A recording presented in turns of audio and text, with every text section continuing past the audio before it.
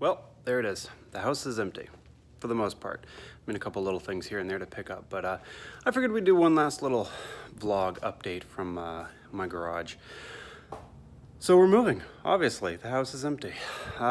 It's been kind of surreal, this process and everything. And I apologize, I'm kind of a sweaty mess here, but it's real life, right? So yeah, I never wanted to be out here in Hiram, but yet it's been 3 years. I never expected to be in Georgia for 3 years, and now we're moving almost exactly 5 years after we moved here. So 4 years ago, I wanted to move to Spokane. I was gonna go to Moody Aviation and do missions aviations up there. That obviously didn't happen. But God's done a lot of things since we've been here. The 3 years that we've been here out in Hiram, a lot of things have changed and a lot of things have been different.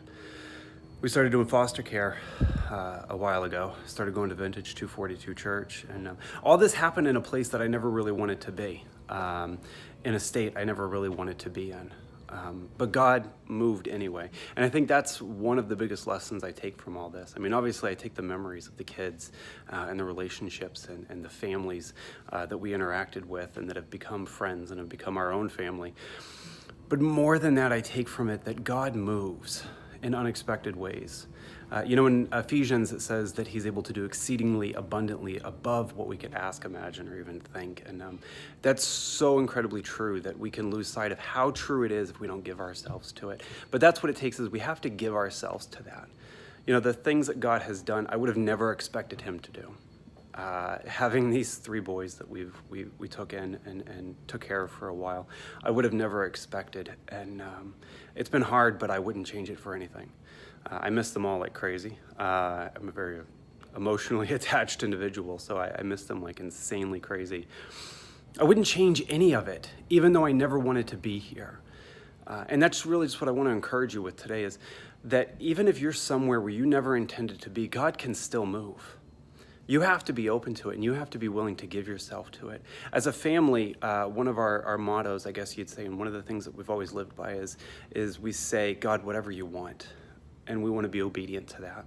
So I would just encourage you today that wherever you are, whatever you're doing, whether it's where you expected you would be, or whether you're somewhere you never wanted to be or expected that you would be, I just pray that you give yourself over to that and watch God move, because he will. God can move in any circumstance, in any situation, and in any place, but you have to give yourself over to it. The 2 things that God calls us to are to love him with all our heart, soul, and mind, and love our neighbor as ourselves. And the same thing that's required for both of those is that we give ourselves to that relationship. So with God, we give ourselves over to him in that relationship, and we watch him move in ways that we never expected, ways that make it hard to leave the place we never wanted to be. And in community, we give ourselves over to community, and we watch and see what God does. So that's my encouragement for you today, is that you give yourself over to what God is doing. You give yourself over to what God might do in the place that you're at, that you just give yourself over to that. So that's it, and I'll see you in Knoxville.